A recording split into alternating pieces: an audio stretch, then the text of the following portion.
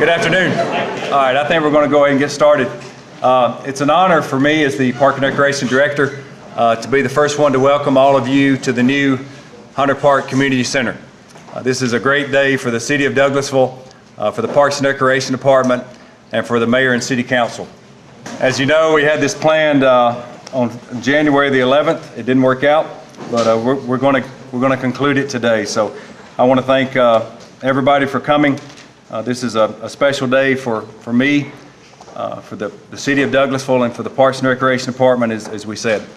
The first thing I want to do is recognize some special people that have came out today. Julian Carter's here. Where is Julian? Callie Boatwright with the Chamber of Commerce is here. Mike Mulcair is here. Janet Kelly is here. And Pete Frost with WSA is here. Also, I want to thank all the City of Douglasville employees for coming out today, for your support. Also, my mom and dad and my older sister's here, all the way from Alabama.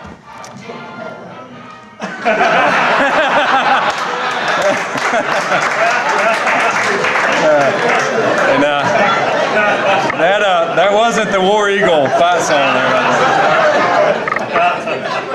And also my wife of 19 years, Julie, and my daughter, Bailey.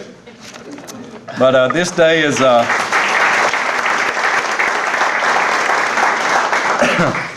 wow, that's hard to follow. This day is certainly not about me. It's about the Mayor and the City Council. And, you know, this day is about them working so hard for this building to become a reality. And at this time, I want to recognize them. I'd like for them to stand when I call their names. First of all, Mayor Mickey Thompson, Mayor Pro Tem John Sheardroff, Councilman Roy Mims, LaShawn Danley, Sam Davis, Dennis McLean, Terry Miller, and Larry Yockey.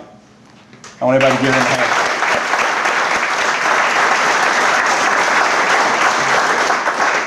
For many of these guys, this community center has been a dream. Maybe Mike just cut that off, Dad. And this dream has taken many years to complete. As you'll hear a little later, you know, this project started being talked about in 2002, and the local SPLOST referendum completed this project. First of all, I want to congratulate y'all for completing this project. And I also want to thank y'all for giving me this opportunity to work with y'all on this project to complete it. After the ribbon cutting today, which we'll probably hold inside if it continues to rain, we'll be unveiling the official building plaque, which will sit right inside the foyer. All 8 of y'all's names will be on that plaque for the rest of the time that this building is here. Y'all certainly deserve to be on there. It will be an honor every time a little kid walks in here and asks me why y'all's name's on that plaque. And believe me, they will ask me for me to tell that little kid why y'all's name's on there. I want to thank y'all once again. Congratulations for this building. I guarantee it will be used. I also want to thank my staff, if y'all could stand up.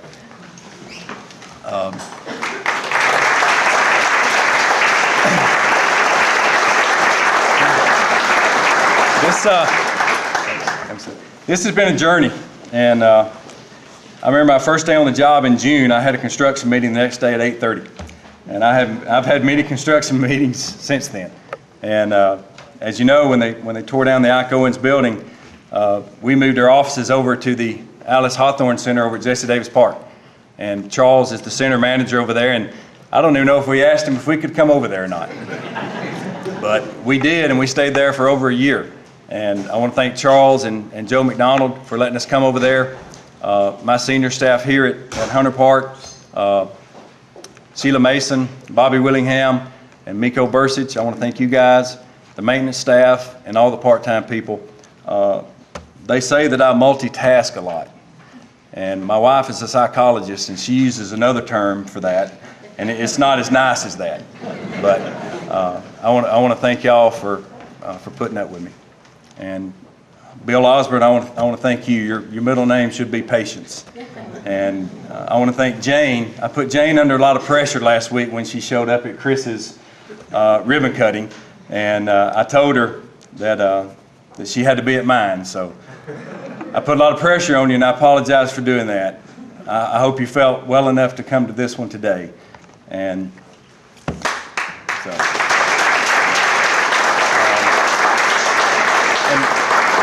The last thing, Robert Kerr and Dave and Kurt, I know y'all going to be recognized later, but you guys have been great, and I really enjoyed working with y'all.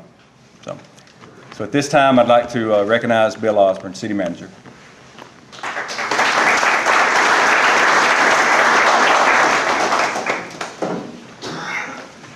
Thank you, Bennett. It is a pleasure to have this day finally to have arrived. And I know we all are delighted that we're able to be here to start a new era in our Parks and Recreation Department. Of course, as you look around here in Hunter Park, you know we still have a lot of work to do.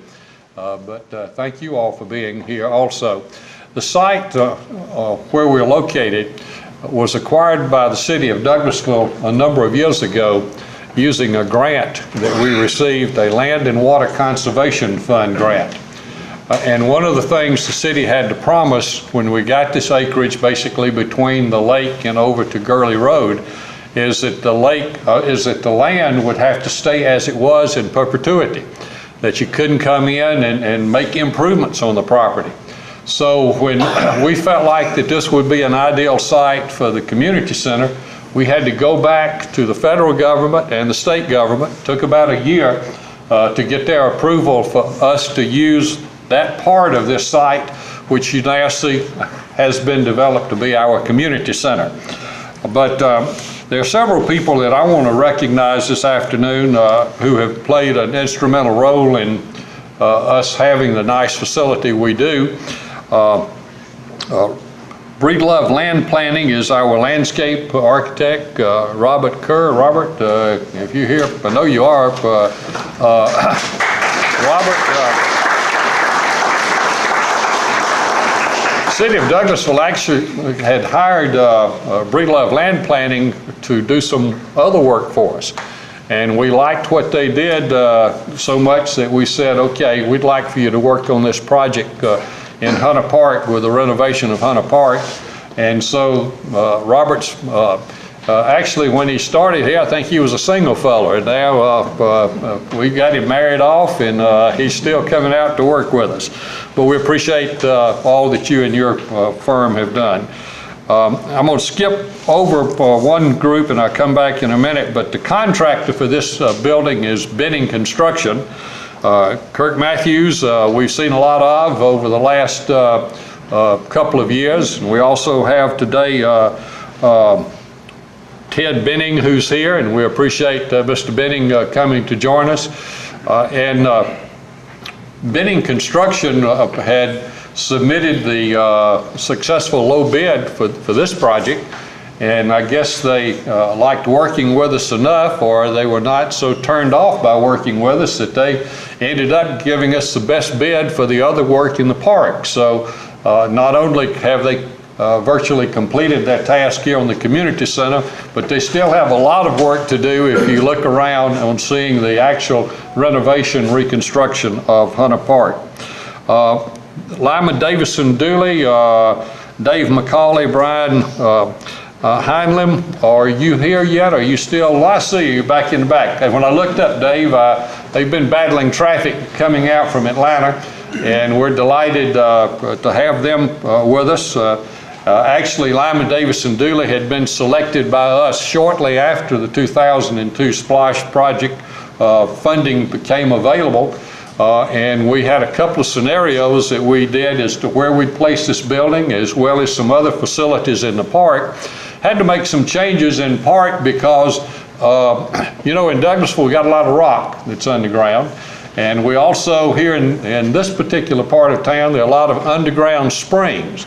And so we were trying to see where we could place structures and ball fields and everything, so we didn't have, I know the mayor, I've heard him talk a number of times, we don't want to spend all of our money on things underground that people can't see. And I think we were able to finally accomplish that, and this building is an example of how we strategically place certain things in the park.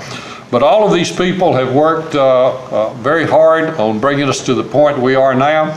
I noticed to you gentlemen that Bennett had placed in the notes that he gave me that you had worked with various staff people, and he made it almost sound like that we had put you under a lot of pressure, but I know that with my staff and finance, Jeff Knowles and his department, they probably had been easy to work with. You may have just misunderstood their intentions from time to time. So, but it is my pleasure this afternoon to say that we are entering a new era. Ike Owens building was a great building. It served this community for many, many years. But now we have something that is bigger, is better equipped, will enable us to expand our activities. And so we're looking forward to where we go from here. One of the last things that I'd like to do is I'm looking around and I spot the former Mayor Pro Tem, Henry Mitchell. So I want to include him among those that Bennett had identified earlier. And if you've come in an elected official and your name hadn't been called, Bennett and myself, I guess our eyesight isn't as good as it needs to be. But thank you for being here, and thank you very much.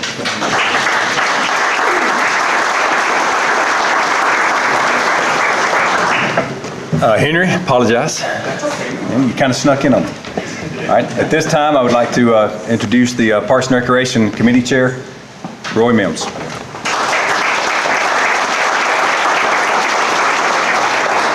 Thank you. Many of you know that Henry was in on this plan from the get-go when this project cost way more than we could afford at the time. So, but thank you, Henry. It's nice to see something finally getting completed on this. I'm sure you and your family will enjoy this for many years to come. So, if I can take a line from the chief from the other day, if you were at his meeting as Parks and Recreation chair, it's a great day for Parks and Recreation. I'll tell you that. This is a long time coming. It's a project that all of us have worked hard on, spent many hours, scouring over plans, scouring over money, and trying to scrape pennies here and there and to figure out how we can do the project, get the most bang for your buck, and so my kids and hopefully their kids will be around to enjoy this for many, many years. I'd like to say a few words about the 2002 local SPLOST. Without the SPLOST, we could have never had this project. It paid for this project. SPLOST can do many great things when we can't afford it out of our general fund. But in 2002, the citizens of Douglas County and Douglasville voted to pass this local SPLOST referendum to provide both local county and city revenue for special projects such as fire and police. Great examples, the police administration and municipal court building. The fire station is another example, a SPLOST money well used. And your park, Hutter Park, which is our signature park here in Douglasville, is another great example of how money that people coming into our city can help us fund these projects and get them done. Other things we purchased, West Ponds Golf Course. We've renovated Jesse Davis Park and a new football field, which is a great complex, and traveling all over the Atlanta with my son football. Jesse Davis, I'm not sure there's a better park to play in than that field. So please go over, if you haven't seen it, please go over and take a look at it. This 16,000 square foot facility has 7 meeting rooms in the home of the Parks and Recreation Department. The largest meeting room, which we're in now, is 2,000 square feet and will hold 140 people with tables and chairs. And it has all the audio and visual video capabilities. One of our main goals is to put everything we could in, technology-wise, to make sure that in 4 or 5 years it wasn't obsolete when we were trying to pull wire again, and to make sure we have computer hookups or whatever we need. It includes a patio overlooking the lake, which would be great for wedding receptions. It includes an outdoor sound system. We have a playground should be ready by the spring right outside this room for your kids to enjoy.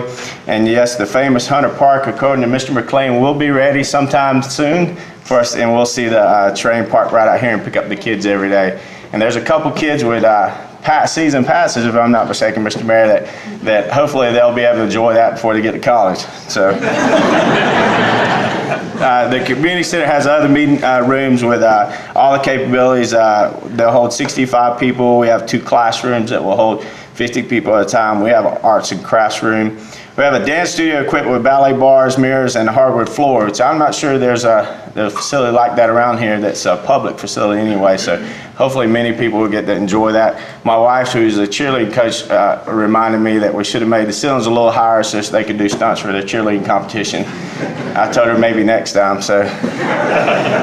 You know, I have a good friend named Lisa Yancey. She's a local pharmacist in this area, and she told me one time that a building doesn't make a church. It's only the people who make that church. And, you know, she was correct. That church she was talking about was Crossroads Church, and that church is going strong that day. And if I'd have made that decision on that day based on the building, you know, I wouldn't be part of it. And just like that building, this community center won't be a community center without you, the community. And so I hope that for many, many years you can enjoy it. This building will serve the city of Douglasville for many years. We as council only get a few opportunities for projects such as this to see them start to finish and get completed. We can finally see this coming together. The fields will be done soon in the spring, and I'm proud of this facility, and I hope each and every one of you take time to enjoy it. We can build roads all day long, but nobody remembers roads. But places like this where your family can enjoy and take time, and just take time and enjoy each other. We don't have that many opportunities at this time. With that, Mr. Mayor, it's time for you.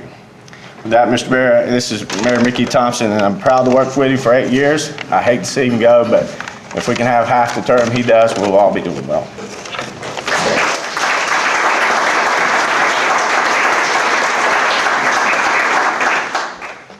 Well, thank you, Roy, and there are a lot of people here today that were instrumental in making this happen, but nobody worked harder than your Parks and Recreation Committee Chairman. He's been involved in all of our Parks and Recreation initiatives that we've had, and as he said earlier, the first prices that we got back on this were basically astronomical. And actually, I'll tell you how long it is. You were talking, I didn't have any grandchildren then. Now I got 3. The oldest is 5 years old.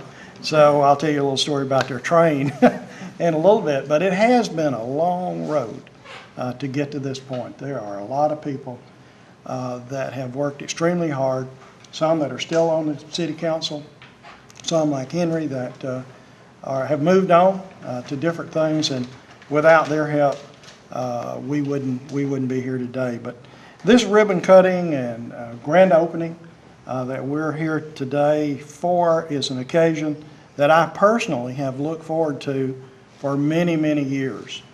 Now I know all of you were ready for this ribbon cutting and grand opening on January the 11th, 2011.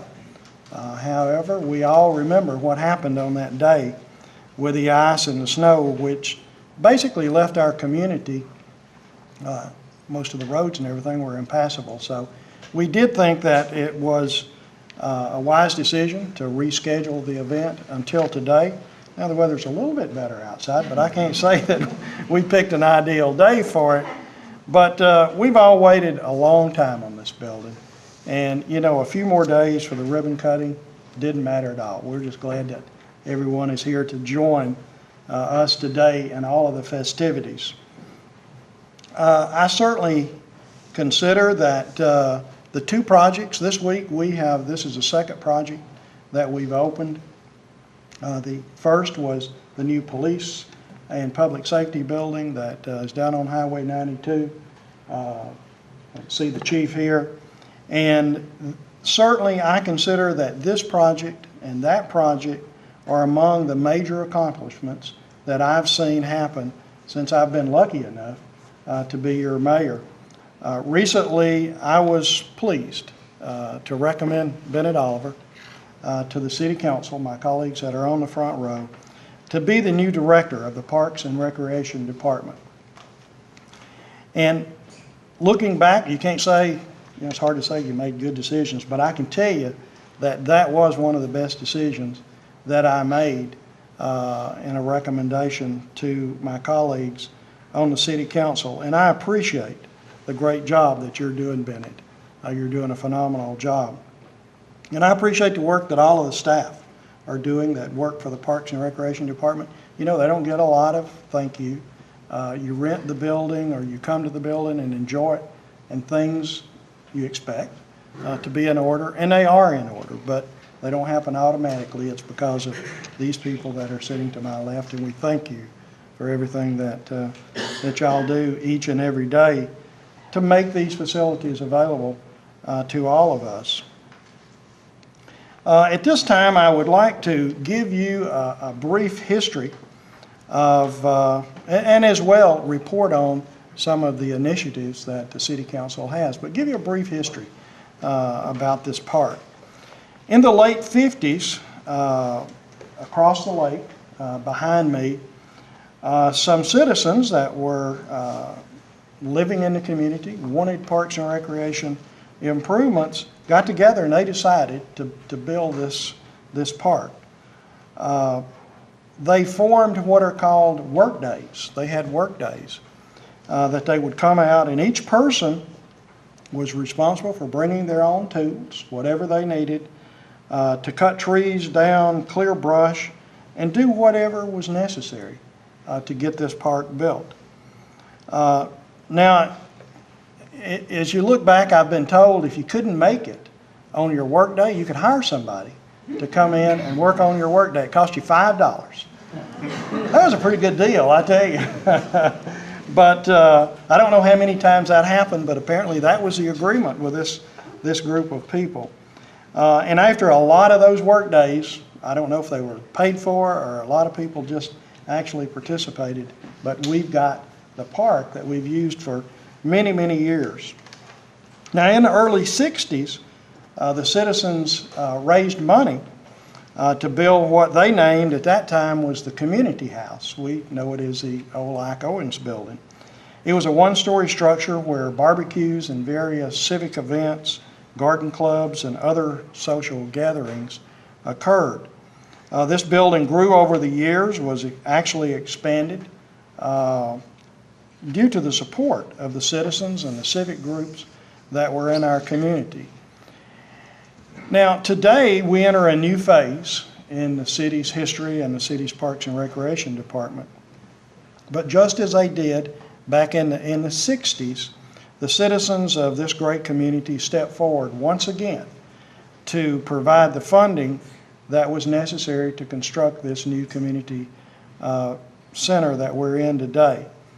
And it was through, as our Parks and Recreation Committee Chairman mentioned, it was through the local option sales tax, which we affectionately call SPLOSH, the acronym for that, that actually paid for the construction of this building. Now, it didn't pay for the operation of the building. The City Council actually funds the operation for it, but the construction, which was about $2.3 million, was funded out of that 2002 SPLOSH referendum. Now, this new facility will offer many opportunities for Douglasville citizens to enjoy for many years to come. A new playground, as we've already heard, and actually the equipment sitting out here ready to be assembled will be added, and several pavilions will actually be added on the outside. And those were included in the master plan that we had for the park. Now, we're not finished yet. If you look behind me, as has already been pointed out, there's major construction going on the athletic part of Hunter Park.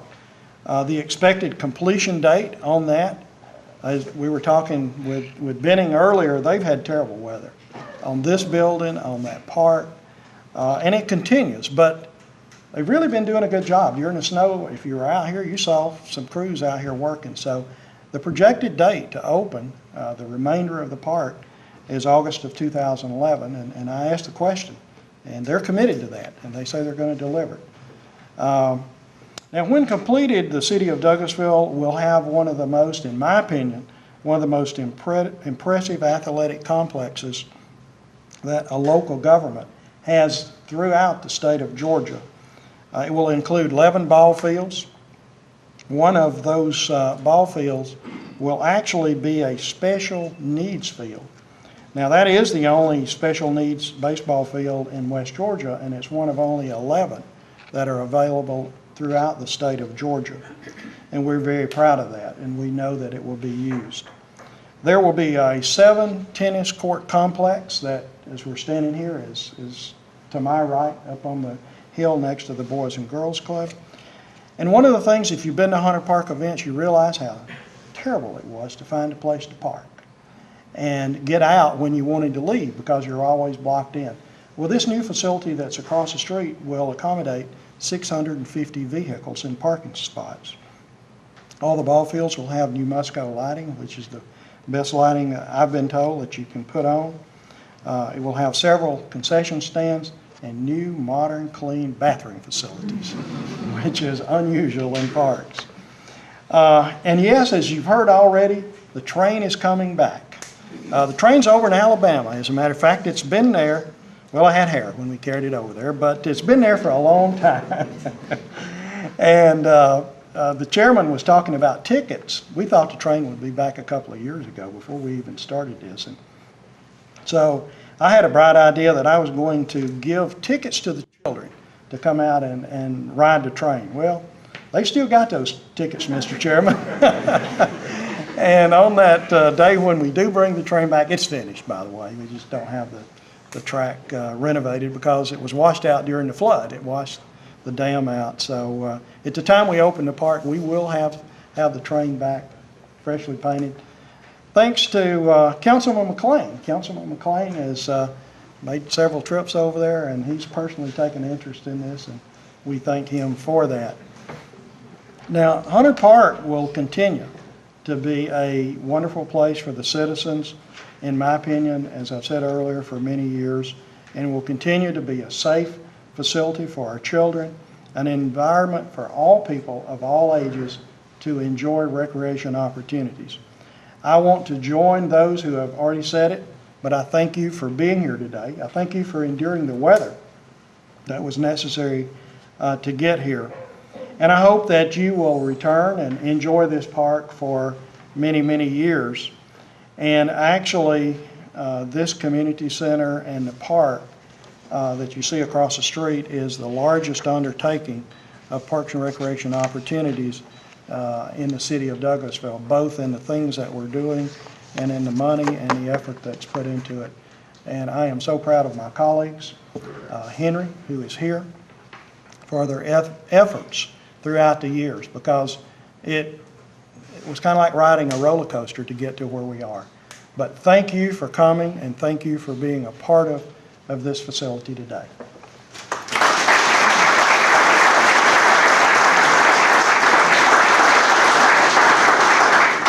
Thank you, Mr. Mayor.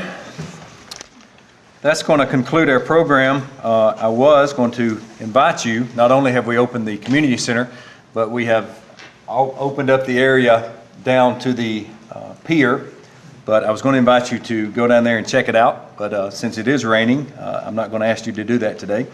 But we do have food set up on the inside, and I guess we will have our ribbon cutting in the foyer today. And we're also going to do the unveiling on the building plaque. So we'll continue. We will have an open house. I want to remind everybody from 6:30 to 9 tonight. And so join us for that. We're going to be setting this room up with some tables after everybody clears out. All the rooms are set up if you want to go in the rooms and eat, and the room across the hall is also set up with tables and chairs if you'd like to go in there and eat. So, that's it. Thank you, Max. Thanks for coming.